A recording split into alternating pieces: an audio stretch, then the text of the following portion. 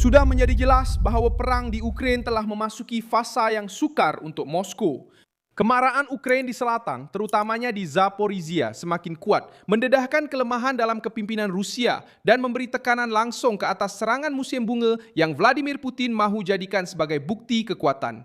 Apa yang berlaku sebenarnya? Sejak akhir Januari, pasukan Ukraina telah mengambil semula 8 atau 9 pertempatan di sektor tenggara Zaporizhia. Menurut pihak berkuasa Kiev yang ditemubual oleh Reuters, Ukraina kembali menguasai lebih banyak kawasan berbanding apa yang Rusia berjaya tawan, sesuatu yang tidak berlaku sejak pertengahan 2024.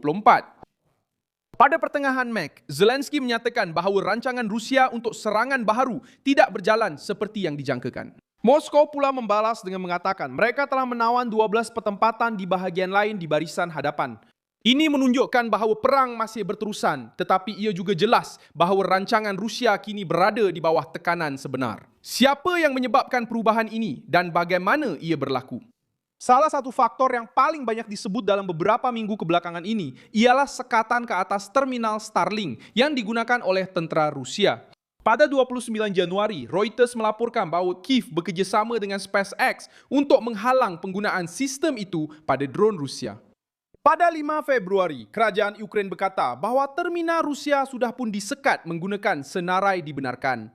Pada 17 Februari, seorang pegawai Rusia mengakui bahawa terminal-terminal tersebut telah tidak berfungsi selama 2 minggu. Secara praktikal, perkara ini menjejaskan komunikasi, koordinasi dan pemahaman situasi di medan pertempuran, di mana pertikaian menjadi lebih sengit. Di selatan, di Zaporizhia, terutamanya berhampiran Oleksandrivka dan Huliaipole di timur, Rusia menumpukan tekanan ke atas apa yang dipanggil garisan kubu pertahanan di Donetsk dengan serangan berhampiran Sloviansk, Pokrovsk, dan Kostiantynivka. Pada 25 Mac, Reuters melaporkan bahawa serangan baru Rusia sudah pun bermula. Tetapi penganalisis masih melihat hanya keuntungan taktikal yang terhad tanpa sebarang penembusan yang menentukan. Associated Press mencatat hampir 400 drone dilancarkan oleh Moskow dan 619 serangan dalam 4 hari. Tanda bahawa Kremlin telah meningkatkan volum tembakan untuk cuba mendapatkan semula inisiatif. Malah, suara-suara yang berpihak kepada Rusia pun mengakui tekanan itu.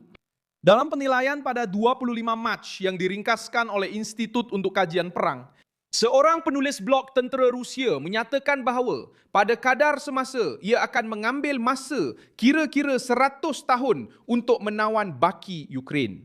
Institut itu sendiri membandingkan pengiraan tersebut dengan anggaran selama 83 tahun sekiranya kemajuan yang diperhatikan pada Februari 2025 dikekalkan.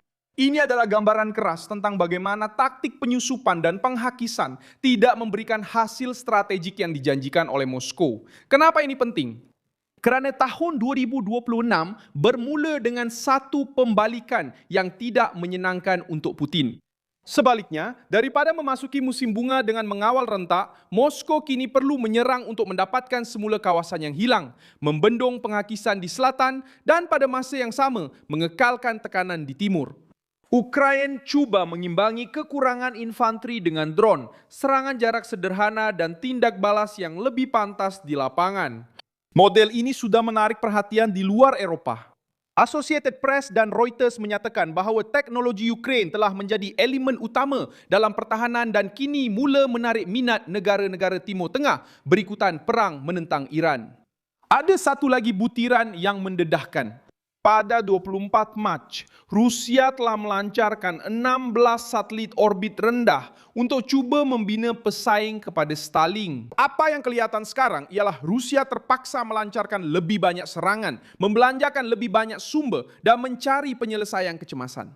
Sementara Ukraina mendapat nafas baharu di selatan dan menunjukkan keupayaan untuk mengganggu rancangan Rusia untuk musim bunga. Seperti dalam semua peperangan, angka korban dan tuntutan wilayah yang diumumkan oleh kedua-dua pihak tidak selalu dapat disahkan secara bebas.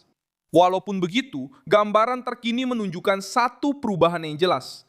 Moskow masih berbahaya, tetapi sudah tidak menunjukkan kawalan yang sama seperti yang ingin dipamerkan pada awal tahun 2026.